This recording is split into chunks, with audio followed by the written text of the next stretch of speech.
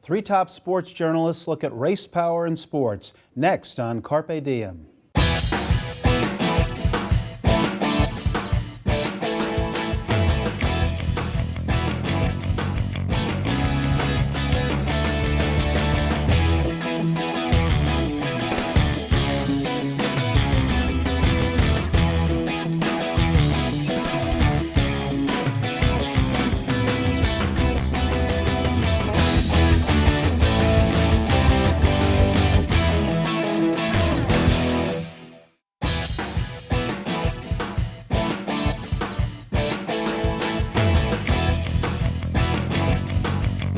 Hello and welcome to Carpe Diem. I'm Marc Rosenweig, Associate Professor in the School of Communication and Media at Montclair State University.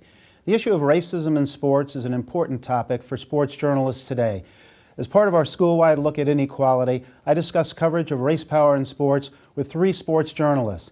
The panel is co-sponsored by the Yogi Berra Museum and Learning Center on the MSU campus. Our guests include Philip Bondi, sports columnist for the New York Daily News, Mike Freeman, NFL national writer for Bleacher Report, and Clemson Smith Muniz, Spanish-language broadcaster for teams like the New York Knicks and New York Jets.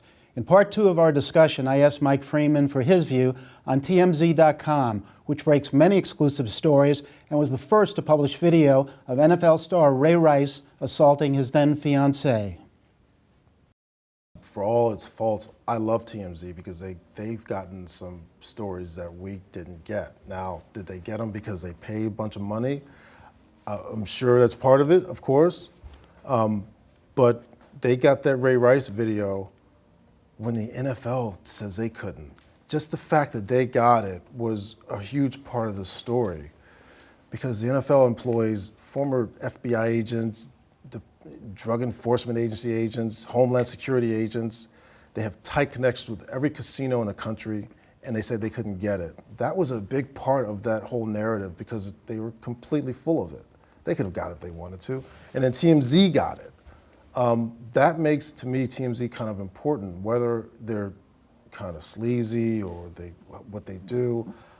I get that. Like some of that's not great, but they've become a big part of journalism because they go places and get things that a lot of us can't do. Their practices and how they do it are questionable, but some of the stuff they do is pretty good. Now, you work for a quote-unquote tabloid newspaper, Yes, but it's I not do. a TMZ. What's your view of outlets like TMZ and their contributions or lack of to these coverage of these issues? Well, I mean, my paper has become more and more like TMZ in the last few years. I think there are direct competitors, not necessarily in the sports department, but elsewhere. As Mike said, you do have to be a little wary of checkbook journalism. We don't know their methods, but there's no arguing with these scoops. I mean, they have, and some of them have been very important and have been sort of trailblazing in terms of leading us into some other areas that we wouldn't have been going otherwise. So I have no trouble with these sites. If they overstep their bounds, and we should hold them accountable. I mean, if they become sexist to the point where they're offensive, we need to talk about that. But in this case, they were, if anything, aiding the feminist issues and not hurting it.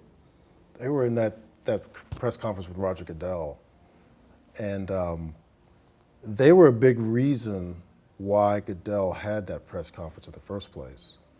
Because Roger Goodell basically had been hiding for a good couple weeks. He was just nowhere to be found. He just disappeared after that second video came out, and then everyone was like, we have this video now, where are you talking about this?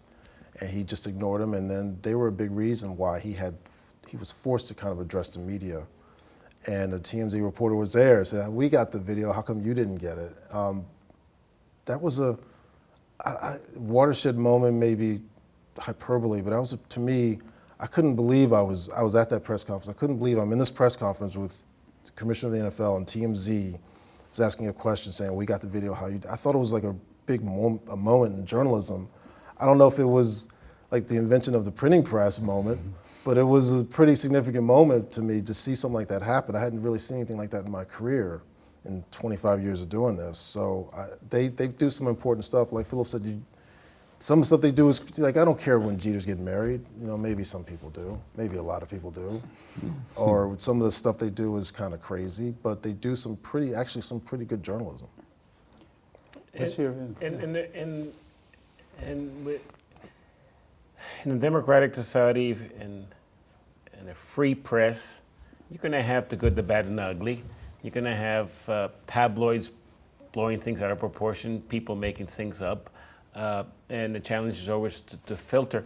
You can argue when the first Ray Rice video came out, you could argue that maybe the New Jersey newspapers, the Newark Star-Ledger, the New York Times, didn't work hard enough to find out if there was another video.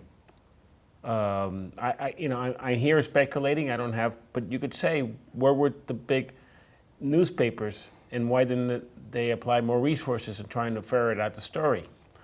And I think it is. Sometimes it's what is important. Domestic violence wasn't important until we saw the second video. I think sometimes in this country we don't get the full scope of what's going around the world, what's going on, and then we do have the World Cup and we see some of the things that are going on, and how should we be concerned about this globally as well, and how it might affect us here? Well, I mean, we see it in the stands in Europe. The stuff that goes on there would embarrass hockey fans. It's that bad, especially that, it's kind of interesting because it regionalizes and the problems go here, then they pop up there. Eastern Europe has become a terrible, terrible problem, racism there, and Ukraine, where they held the European Championships last time in Ukraine, it was just a terrible stuff going on. And now, as Clemson was mentioning there in Italy, that's a continuing problem in Italy. And one team walked off the field in Italy in protest of some of the stuff that was spoken by the fans. But it goes beyond the fans. And Clemson was pointing out that, the head of the... It's the head of the Italian Football Federation, Carlos Tavecchio, who's also a politician. And he... made a comment about, I'm paraphrasing, but basically he said in England you hire signed players based on professionalism. Italy will bring somebody off, didn't say it, but Africa, and you say, well, they were eating bananas before, now they're playing for Lazio, and so their life is good for them. He got suspended by UEFA 6 months. Not removed, not kicked out, suspended, and then asked to get involved in a racial sensitivity program to raise awareness. And I think this is part of the problem. I'll bring this back to the NFL. Domestic violence becomes a hot point, a hot issue. But the people in power don't think so, are not equipped to deal with it, don't have the lack of females in the NFL hurt the league this time around. I mean, they've gone and hired, promoted some and hired some outside consultants to help them with this, but we shouldn't have been there in the first place. They should have been smart enough, but no, they're not. Why? Because they're mainly older, white, male, successful businessmen who are used to getting their own ways, and we forget, this is a business. It's not a social organization. That sports many times will help change culture and society in America, but it's not because the owners were benevolent or high-minded and said, sometimes you're forced into it. And so it'll be interesting to see how quickly the NFL, because it has a chance now to take the lead on domestic violence, how quickly they learn, they get it at top levels. It remains to be seen. I think the part about the owners is dead on in that they never really cared. The NFL, I've been covering most of my adult life, never cared about domestic violence. But also, at fault here were us. We didn't do a whole lot on domestic violence. I've been writing about domestic violence my whole career, and nobody cared. I mean, Most of the time I'd have to do it on my own. I have to carve out time. I have to convince an editor to do it. And readers didn't care. Many of the journalists I was around didn't care. Not all, but a lot didn't care. And this case galvanized everything because of the video. The video changed everything. But along the way, in the media, we didn't do a good job covering this either. I mean, the NFL was horrible, but we weren't great. And the video sort of forced us to be great. And also, along the way, we've been hiring more women into key positions, and they forced us to do things.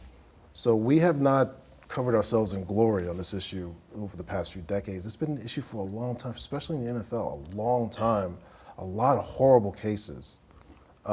Maybe none as bad as Rice, but close, and we didn't really do a whole lot on it over the past few decades.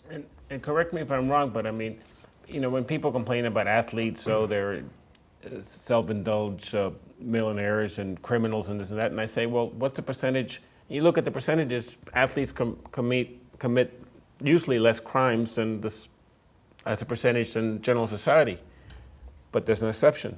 I mean, correct me if I'm wrong, but looking as part of the education of what I've learned after the Ray Rice incident is that the one crime that over-indexed in the NFL is domestic violence. Like 48% of the players charged with something has to do with domestic abuse. Mm-hmm. Not speeding, not stealing, not larceny or what it's beating up on a woman. And I was astounded saying, if that's the case, why did we let it slide for so long? But do you blame the league or do you blame society? Do you blame ourselves for turning a blind eye to the issue? Well, people don't want to know how the sausages are made. Yeah. Right? I mean, they want to see their games, and they don't want to know necessarily what's going on behind the scenes and behind these closed doors. And so that message gets sent to the messengers, like the editors, who decide which stories they want to play and whatever.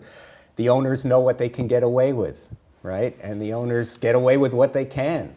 It's interesting. I've covered a few different sports. The image of the NFL owner has always been sort of white Christian Republicans. NBA, Democrat, Jewish. But you know what? The problems, they're still white. They're all, and the ownership, I think there are 5 owners of color in all the sports combined. Now 4. After, yeah. That's right. We're down to 4. The arrow is not pointing in the right direction. And that becomes also an issue when we're talking about overall racial relations, when we're talking about racial hiring practices. There are, gender hiring practices. These are men, and that again brings us back to the ignoring domestic violence. If you don't have women in high offices there, they're going to ignore it. The owners in the NFL, they know what's happening. They read everything. They have analytics like crazy. And they know that as bad as it's been for the NFL's image, it's been horrible. Look at the popularity of the sport. It hasn't been dented. If What anything, they it's say gone. the audience for NFL is about 35% female, something like that. All right, but I will go out on a limb and I will challenge that because in the course of time, it doesn't happen overnight, doesn't happen in a year. But we're old enough to remember when NFL wasn't that big. I agree. Going back to the 80s.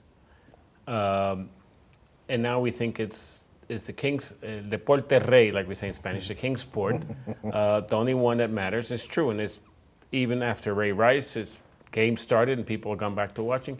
But I think the league is in a very vulnerable, interesting crossroads.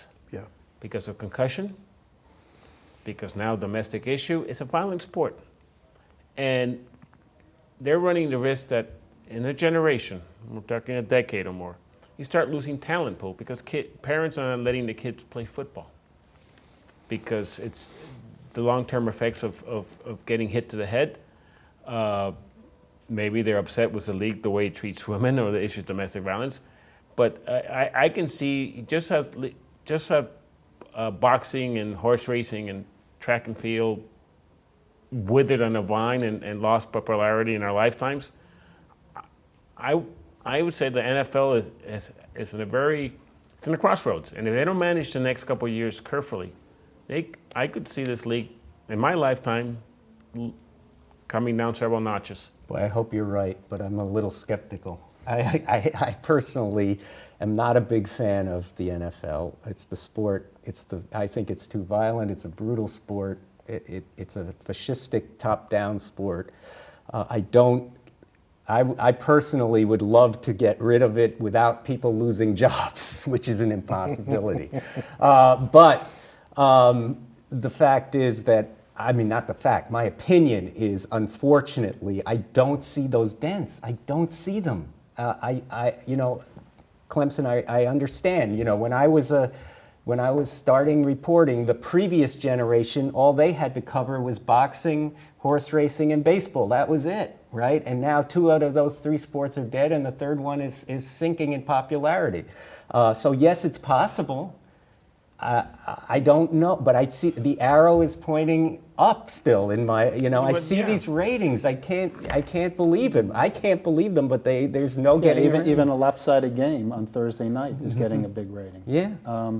But there's one other issue related to this that can have an impact too on these sports, and that's we haven't had up until recently a lot of coverage about hazing and bullying, and you wrote a very insightful column within the past day about your personal experience with this, and this is another example of the inequality of sports and how it can have a negative impact on individuals and societies. And just share your thoughts with us. Well, we're seeing it in Sayreville right now, which is an interesting case. This is not necessarily a racial case, as we know, and Incognito was a very important case that we talked about in the media. And again, that's another issue that we've ignored for too long, I think. Yeah, we should say for our viewers that Richie Incognito was a Miami Dolphins player who bullied another player, and there were other things involved. And he and that player, I guess, are still out of football. And that did bring some attention to the issue briefly last year. Right. Unfortunately, it also may have shown that bullied players are not wanted for very long in the NFL as well. But yeah, I think that it's another issue that we've ignored for too long. And in Sayreville, where they've now canceled the football season, you have parents who are up in arms saying, "You're punishing my child who had nothing to do with it." But my point would be, I know when I was in high school, we experienced some of that bullying, not to the extent that these kids have, but we did experience it. And the feeling was, where are the adults? I can't believe they're not stopping this. I remember the coach ignoring what was going on the bus rides, just ignoring it. I would grab hold of his jacket so that thinking that there would be no way that they could drag me to the back of the bus and beat me up and tear off my jockstrap if I just hung on to this coach's jacket, and he would just shake me off. And so the feeling was, where are the adults in control here? Well, the same adults who are running the NFL. There they are. That's where they are. No, but I saw news clips of the school board meeting from Sayreville, New Jersey, the other night when they voted to suspend the football season, for the rest of this year as a result of these incidents. And some of the parents were, rather than saying, let's address this, they were like the angriest people in the room, saying, why are you doing this to my child? What they're really saying, in my interpretation, is, why are you doing this to me? Mm-hmm. I'm living vicariously through my child being on the field scoring a touchdown. Yep. I mean, as a parent, you can relate to that. And right? I think some of these parents see their kids not as kids, but as meal tickets. So if you're really good at this, and you're a parent, your son is a good football player, you see your son maybe getting a college scholarship, going to the pros, making a lot of money. I think it's primarily what you're saying, they live vicariously through. And there's also, I think, a huge, almost like a generational gap. A lot of parents don't have a problem with hazing. They don't see it as that big a deal. They don't fully understand the repercussions of it. That the science now shows that hazing is horrible for you, but to them, they went through it. So to them, it's not that big a deal. Or is it more, going back to my original point, a refusal to deal with hard subjects, racism, Yeah. hazing, domestic violence? It just, if it doesn't happen to us, then it's not important or it's not relevant. And you know, I thought the league had a chance last year with the Rich Incognito situation to take a stance on sportsmanship, on teamwork, on anti-hazing policies, but they made an investigation, and the end result is that both players are like out of the league,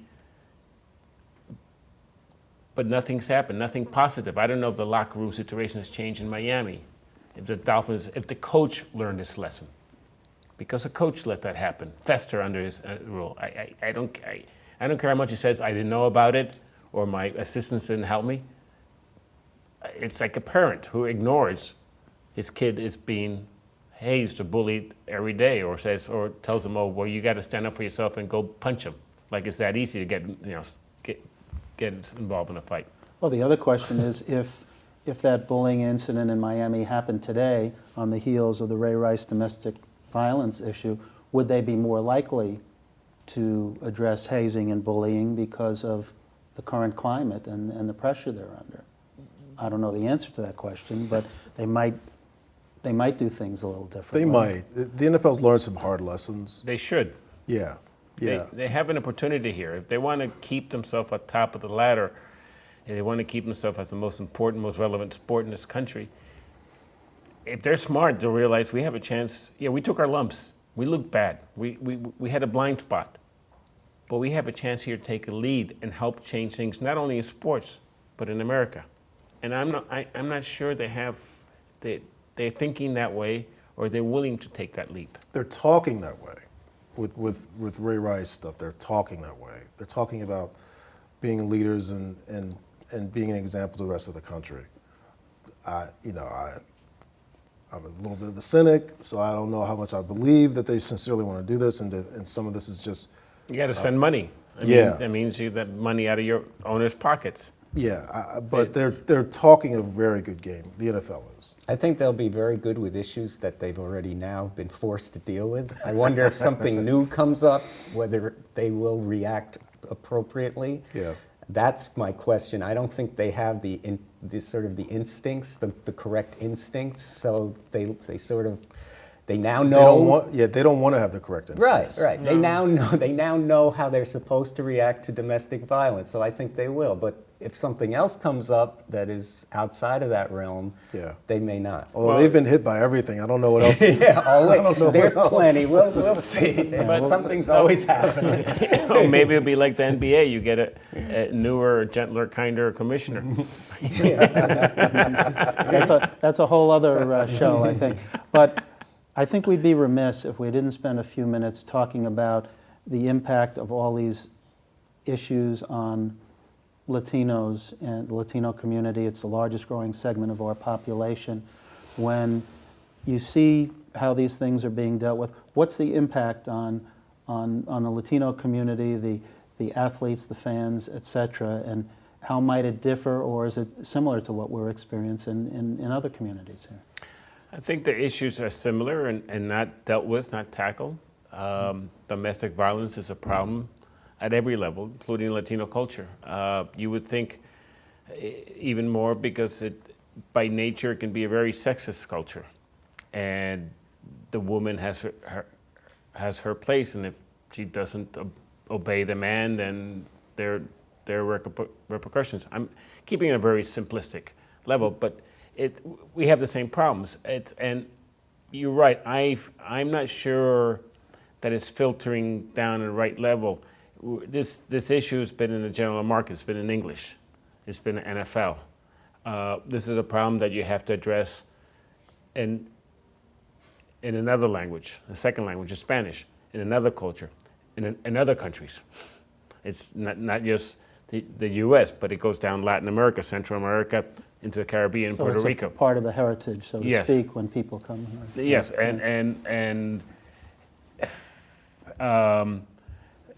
I mean, domestic violence is an issue in Puerto Rico. Cops have to answer a lot of calls. Now, unfortunately, I don't see the Ray Rice thing necessarily galvanizing groups in San Juan to deal with it, because the NFL, while followed, it's not that important. It's like, this is a problem up north. Mm-hmm. And so you have to wait until some Puerto Rican athlete did something similar to focus attention and maybe get positive results.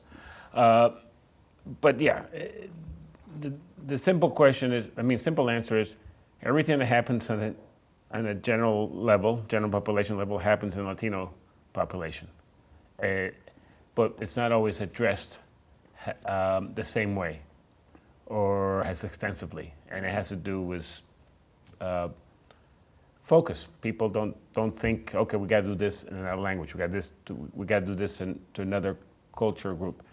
And you could argue this in this country. It's not only Latino; it's Asian American.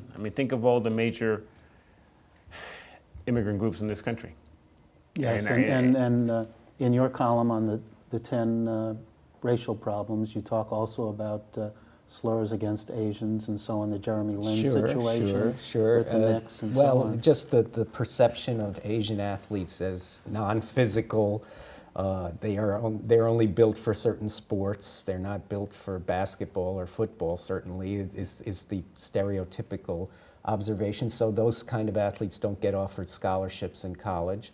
We're also, the other factor in terms of discrimination, outright discrimination against Hispanic Latino players in baseball, is the inability of these teams for some reason to offer translators for these players when they first come into the teams, and you see very awkward situations. Reporting on race power in sports is an important challenge for sports journalists on an ongoing basis. Thanks to our panelists, Philip Bondi, Mike Freeman, and Clemson Smith-Muniz, and special thanks to Dave Kaplan at the Yogi Berra Museum and Learning Center for co-sponsoring the panel. For more information on this or any edition of Carpe Diem, contact us at carpediem@mail.montclair.edu or call 973-655-5158. I'm Marc Rosenweig. For all of us at Montclair State University, thanks for watching Carpe Diem.